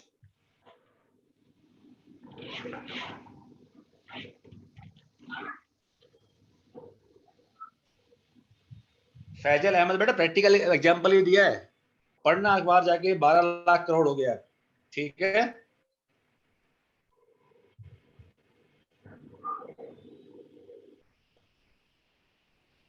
next है प्राथमिक घाटा, प्राइमरी डेफिसिट। वो कैसे निकलता है? If we deduct interest payment from fiscal deficit. अगर हम फिस्कल डेफिसिट में से इंटरेस्ट पेमेंट को घटा देते हैं तो क्या मिलता है हमें? Primary deficit. प्राथमिक घाटा क्या होता है? राजकोषीय घाटा माइनस ब्याज भुगतान। तो दोनों में डिफरेंस क्या है फिस्कल डेफिसिट में और प्राइमरी डेफिसिट में? ये सरकार की क्या है? कुल उधार। सरकार की ये क्या? ये भी उधार है, लेकिन किसको छोड़कर? ब्याज भुगतान को छोड़कर। ब्याज भुगतान को छोड़कर। ठीक है बेटा, अब देखो इसका इंप्लीकेशन क्या है।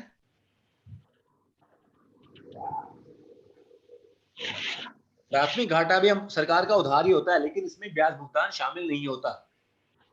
It exclude interest payment. Primary deficit is also borrowing of government, but it exclude interest payment. Interest payment को छोड़कर। It indicate how much of the government borrowings are going to meet expenses other than interest payment. ये क्या बताता है कि जो ब्याज को छोड़कर, इंटरेस्ट पेमेंट को छोड़कर सरकार कहां पर खर्च कर रही है। तो ये किससे चलता है पता? ये चलता है पता हमें प्राइमरी डेफिसिट से।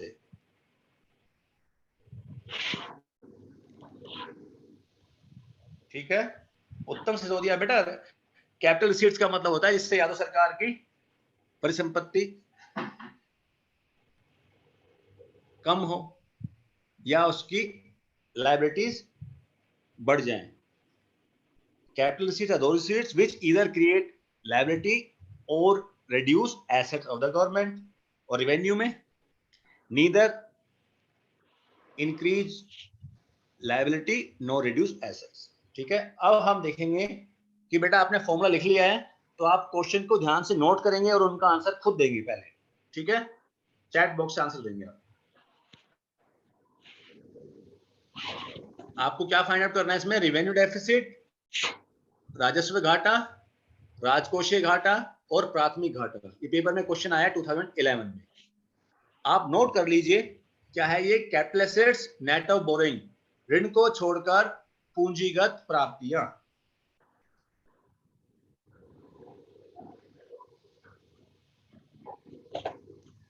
ऋणों को छोड़कर पूंजीगत प्राप्तियां कितनी है? 95.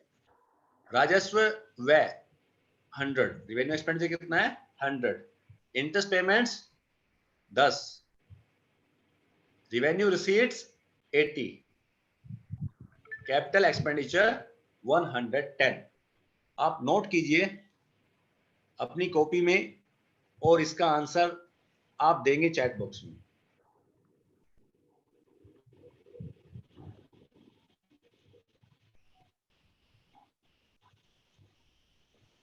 बेटा हिंदी में क्वेश्चन है कि राजस्व घाटा, राजकोषीय घाटा और प्राथमिक घाटा निकालना है आपको, जो ये डेटा दिया गया है.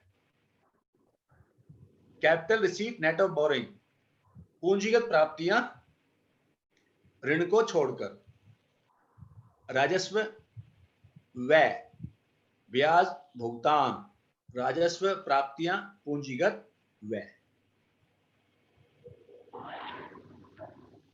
अब देखिए अपना बच्चे आंसर दे रहे हैं. Very good. फर्स्ट का आंसर दिया बच्चों ने ए का 20. चेक कीजिए अपना आंसर. नेक्स्ट सर, चेक कीजिए अपना answer.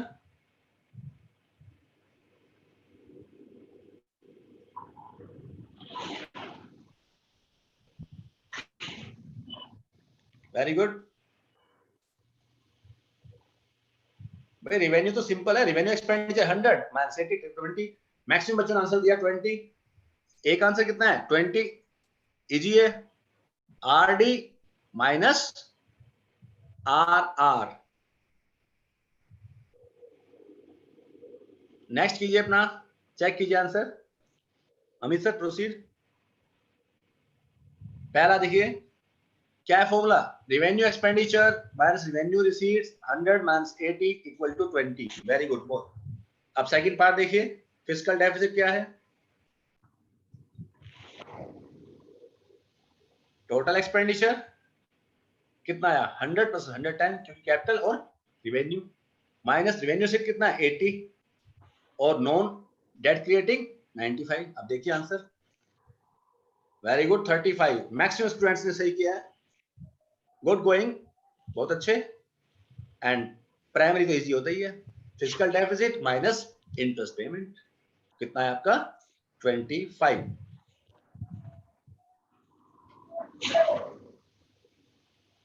Very good. Next question आने वाला है आपकी स्क्रीन पर. अब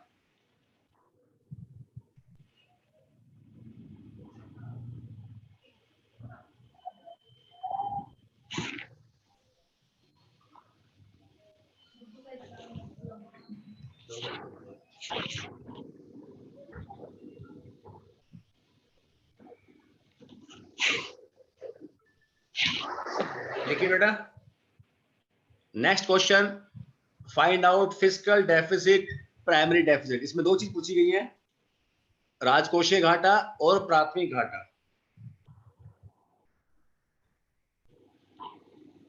रिवेन्यू एक्सपेंडिचर दिया है हमें, राजस्व व्यय 70,000, उधार बोरोइंग 15,000, रिवेन्यू रिसीट्स 50 और इंटरेस्ट पेमेंट हमें निकालना पड़ेगा. कैसे निकालना पड़ेगा?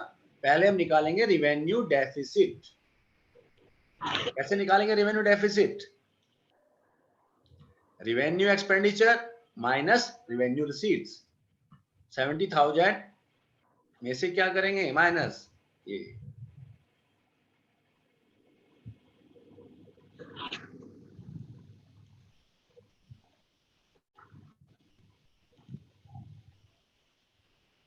देखिए बेटा अपना आंसर, इसमें कैपिटल एक्सपेंडिचर कितना है, फर्स्ट आंसर दीजिए। ए, फर्स्ट रिवेन्यू नहीं है, रिवेन्यू नहीं है, आपको निकालना है फिस्कल डेफिसिट, फिस्कल डेफिसिट, राजकोषीय घाटा। Check your answer. इसमें कैसे निकालेंगे राजकोषीय घाटा? फिस्कल डेफिसिट बराबर किसके? बोरोइंग के, डायरेक्ट। तो कितना आया? 15,000। क्योंकि इसमें फॉर्मूला नहीं लगेगा, इसमें कैपिटल रिसीट्स नहीं दिया हुआ, कैपिटल एक्सपेंडिचर नहीं दिया हुआ। देखिए अपना आंसर चेक कीजिए। तो किससे निकालेंगे? डायरेक्ट बोरोइंग से। जो बोरोइंग है वही क्या है? Fiscal deficit. तो कितना है? 15,000। आया बेटा समझ? और प्राइमरी डेफिसिट क्या है? फिस्कल डेफिसिट 15,000 आ ही गया।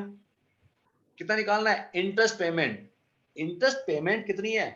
25% ऑफ रिवेन्यू डेफिसिट। आपने जो निकाला 20,000, कितना है वो? रिवेन्यू डेफिसिट, उसका 25%। ठीक है, चेक कीजिए आंसर अपना। फिस्कल डेफिसिट कितना आया? की सर कीजिए। 15,000 माइनस कितना आया? 5, क्योंकि 20,000 का आएगा 25%, वो बराबर आएगा 5,000 के। 25% ऑफ रेवेन्यू, राजस्व घाटे का 25%।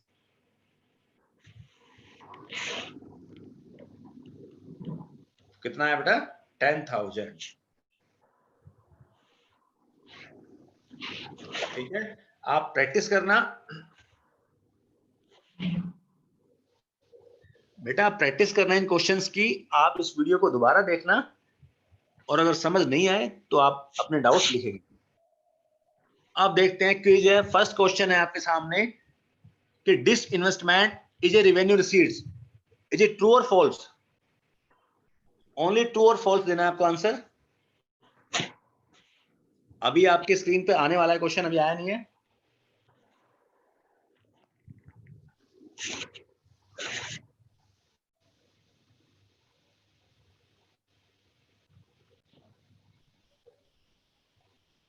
Disinvestment is revenue receipt.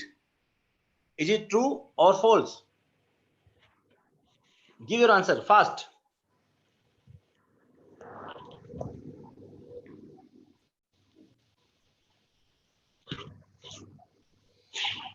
True है। चेक कीजिए बेटा।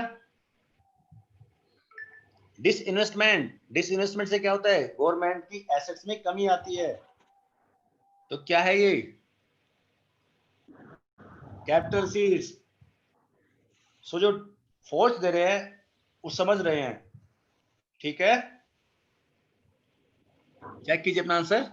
Now second question, revenue expenditure create the liability of the government. Check कीजिए अपनी डेफिनेशन क्या होती है रेवेन्यू एक्सपेंडिचर की, and then answer. Don't give your answer in Hari.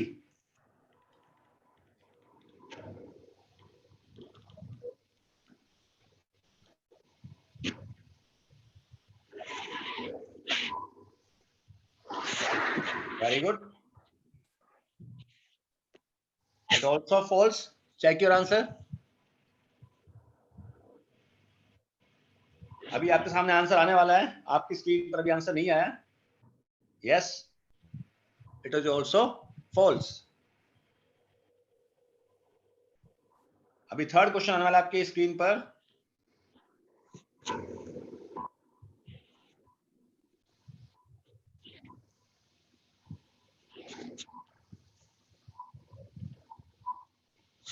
Excise duty is an indirect tax. उत्पादन शुल्क अप्रत्यक्ष कर है।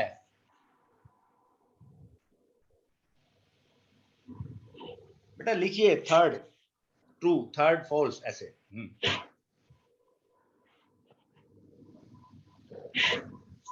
Yes, check your answer. अपना आंसर चेक कीजिए। वेरी गुड, ट्रू, बिल्कुल ठीक, सही तो है।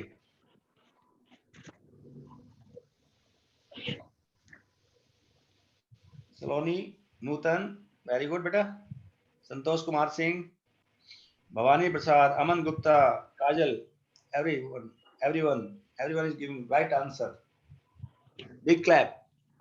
Next question. Recovery of loan is a capital expenditure.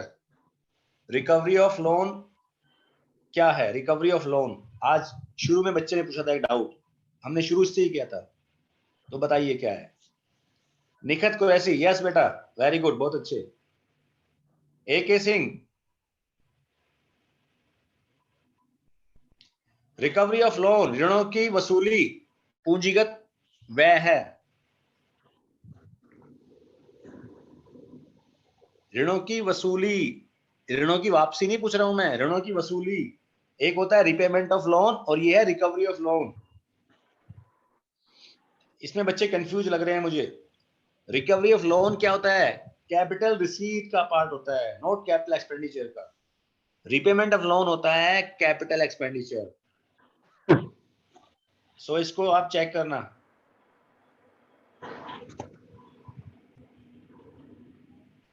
ठीक है बेटा।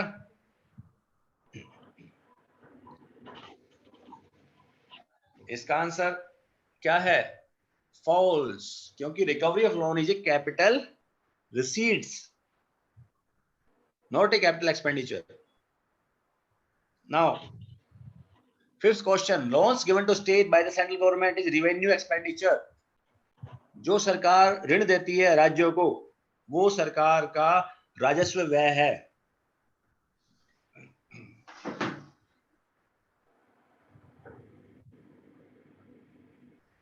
Is it true or false?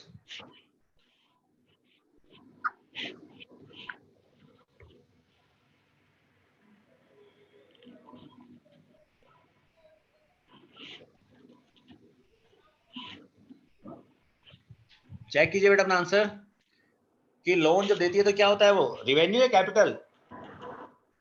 Capital, very good. तो ये क्या हुआ? ये भी फॉल्स हुआ।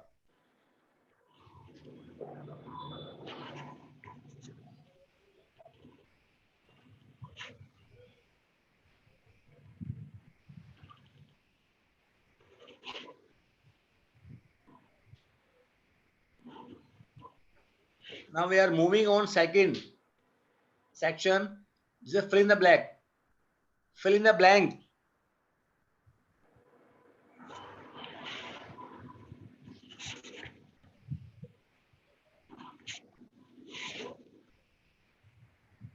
बेटा फर्स्ट क्वेश्चन है आपके सामने, income tax is a tax. कौन सा टैक्स है इनकम टैक्स? टू टाइप्स के टैक्स होते हैं।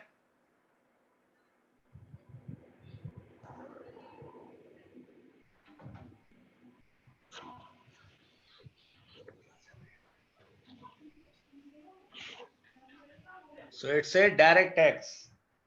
Very good, all the students are giving very good answers, right answers. Direct, very good.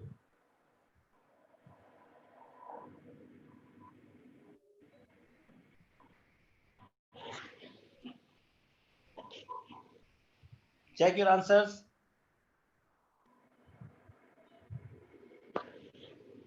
अभी आपकी स्क्रीन पर आंसर आ गया। क्या है? Direct tax. Second question, investment in shares by government is a dash expenditure. Two types के expenditure होते हैं, तो बताइए क्या होगा इस एक्सपेंडिचर से? गवर्नमेंट के एसेट्स में कुछ चेंज होगा, नहीं होगा?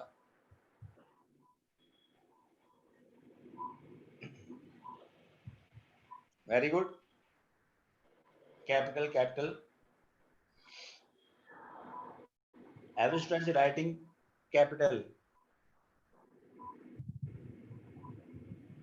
So you have understood each and every concept fully.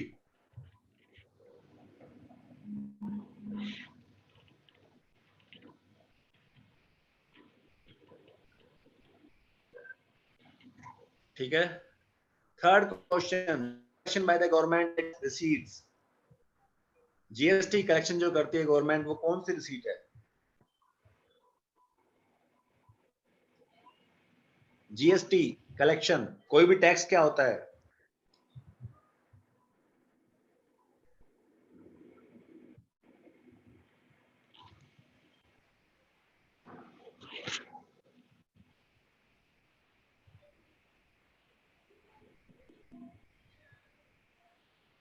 Very good, revenue, क्योंकि कोई भी टैक्स होता है क्या होता है, वो रिवेन्यू रिसीट्स का पार्ट होता है,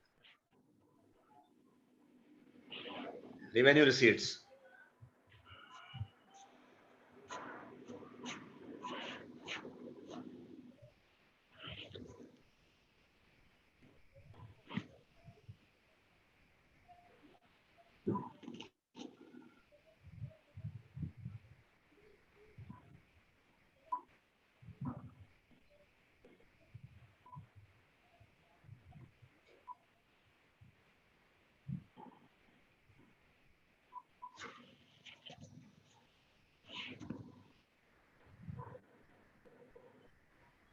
$1.7 lakh crore economic stimulus to help the poor hit by the lockdown। जो लॉकडाउन की वजह से जो गरीब लोग हैं वो अफेक्ट हुए हैं, तो उनको आर्थिक सहायता देने के लिए सरकार ने 1.7 लाख करोड़ का पैकेज दिया था। तो ये कौन सा व्यय है, कौन सा एक्सपेंडिचर है? रिवेन्यू और कैपिटल। आर्थिक सहायता किस में आती है? रिवेन्यू में। Very good.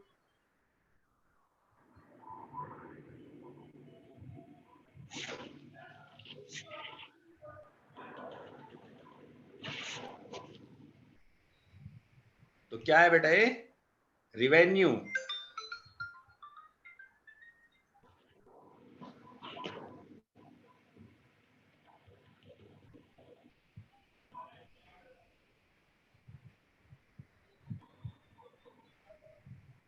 नेक्स्ट क्वेश्चन है, Reliance industry donated 500 crore to PM cares. एक नया फंड बना है, क्या नाम है इसका? Cares means citizen assistance and relief in emergency situation. Is ये डैश रिसीट? कौन सी रिसीट है ये जो रिलायंस ने दान दिया सरकार को 500 करोड़ का इस फंड में? वो कौन सी प्राप्ति है? क्या सरकार की इससे कोई देयता उत्पन्न हुई? Very good, revenue revenue revenue. छा गए बेटा, छा गए सब, बहुत अच्छे।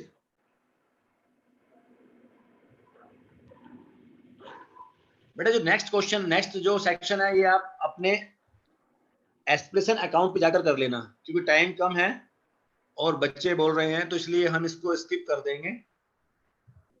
अब नेक्स्ट देखिए आप, इससे आगे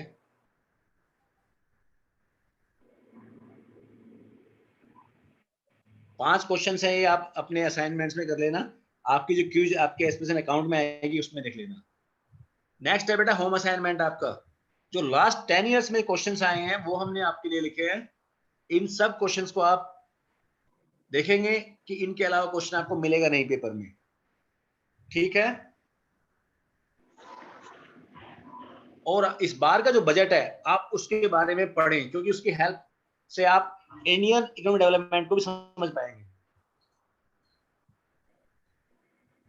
ठीक है बेटा? नेक्स्ट, इन क्वेश्चंस को हमने हिंदी में भी लिखा है बेटा आपके लिए, हिंदी में लिखा है बेटा, हिंदी में लिखा है। AK सिंह लिया बेटा आपका नाम? ये हिंदी में क्वेश्चन है, वही क्वेश्चन हिंदी में है। अब नेक्स्ट देखिए कुछ इंटरेस्टिंग फैक्ट्स अबाउट बजट, कि पहला बजट कब आया था हमारा, जो किसने पेश किया? जेम्स विल्सन ने, ठीक है? इंडिपेंडेंट इंडिया का बजट कब आया? 1947 नवंबर 26। किसने पेश किया? RK सन्मुख शेट्टी ने, ठीक है बेटा?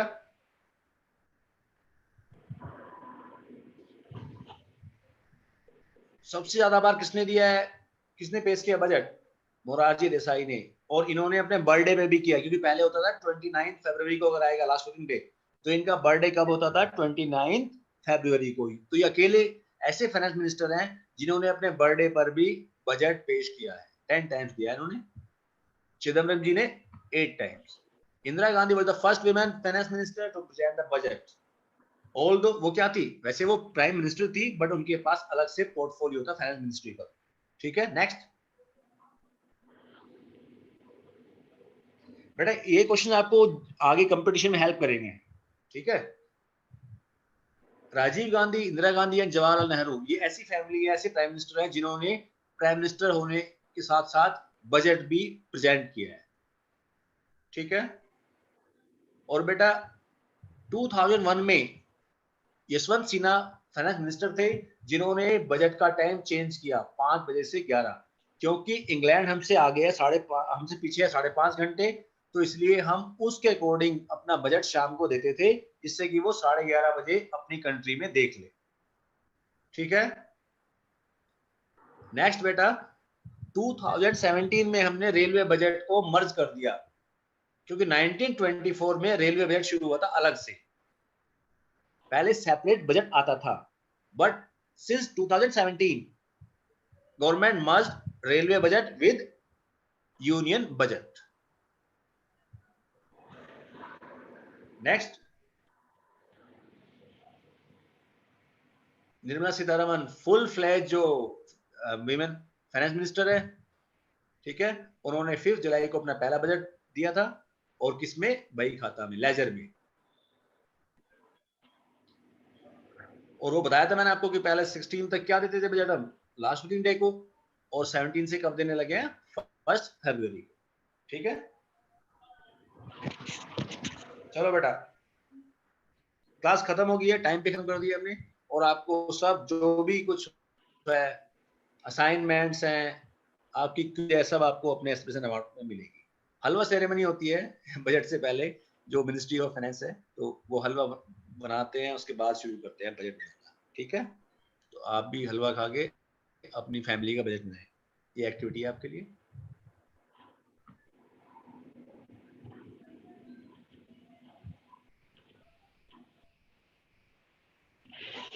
चलो बेटा, thank you very much.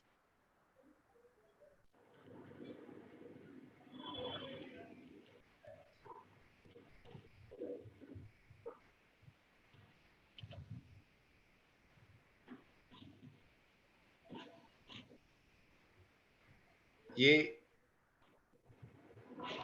Website है जिस पर कि आप अपना कोई भी चेक कर सकते हैं। अगर किसी का अकाउंट नहीं बना है, कोई प्रॉब्लम आती है आपको, तो ये वेबसाइट, ठीक है बेटा। Thank you very much for your patience, for your support, और ट्राई करेंगे बेटा कि हम आपको सारे जो क्वेश्चंस हैं सब कुछ कराते रहें, ठीक है। ओके,